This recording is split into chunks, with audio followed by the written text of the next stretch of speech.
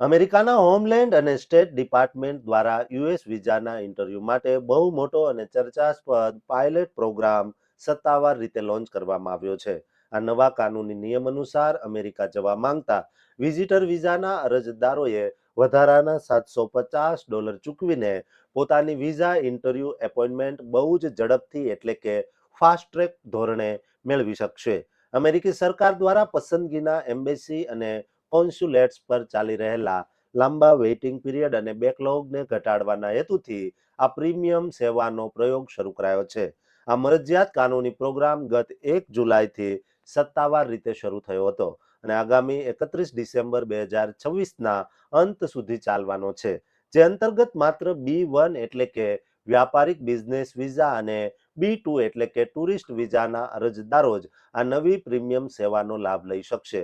જો કોઈ અરજદાર આ ખાસ વિકલ્પ પસંદ કરે અને $750ની વધારાની પ્રીમિયમ ફી ભરી દે તો ઉપલબ્ધતાના આધારે તેને માત્ર 10 કામકાજના દિવસોની અંદર જ વિઝા ઇન્ટરવ્યૂની તારીખ મળી શકશે.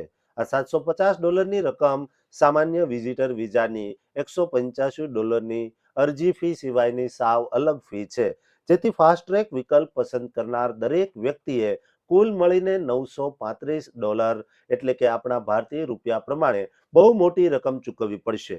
જોકે અમેરિકી સ્ટેટ ડિપાર્ટમેન્ટના સત્તાવાર અધિકારીઓએ સાફ કડક સ્પષ્ટતા કરી છે કે આ વધારાના નાણાં ચૂકવવાથી વિઝા મંજૂર થવાની કે ઇન્ટરવ્યૂ પછીના કાનૂની પ્રોસેસિંગની કોઈ જ ગેરંટી મળતી નથી.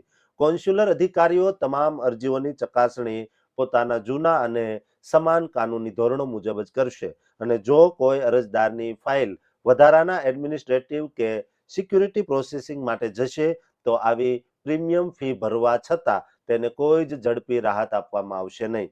વળી આ $750ની પ્રીમિયમ ફી સાવ નોન રિફંડેબલ છે, એટલે જો કોઈ અરજદાર નક્કી કરાયેલા દિવસે વિઝા ઇન્ટરવ્યૂમાં હાજર નહીં રહે તો તેની આ રકમ સત્તાવાર રીતે જપ્ત થઈ જશે.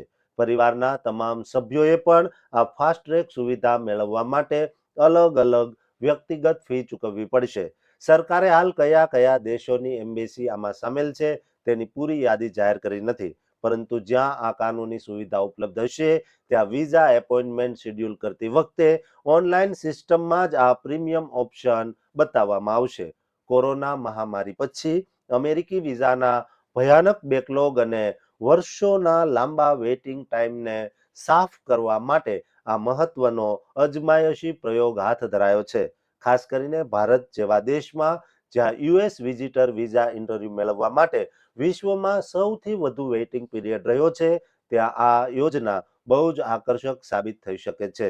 જોકે ભારતમાં આવેલી તમામ અમેરિકી એમ્બેસી કે કોન્સ્યુલેટ્સ આ પાયલટ પ્રોગ્રામમાં સામેલ છે કે નહીં તેની સત્તાવાર પુષ્ટિ સ્ટેટ ડિપાર્ટમેન્ટ દ્વારા હજુ સુધી કરાઈ નથી. પરંતુ દોસ્તો, તમે અમેરિકા છો કે અમેરિકા જવાનું વિચારી રહ્યા છો તો તમારે ખાસ આ વિઝાના નવા નિયમો જાણવા જરૂરી છે અને તમામ ભારતીયો ગુજરાતીને આ વિડીયો શેર કરજો અને આ ચેનલને સબસ્ક્રાઇબ કરવાનું ચૂકતા નહીં.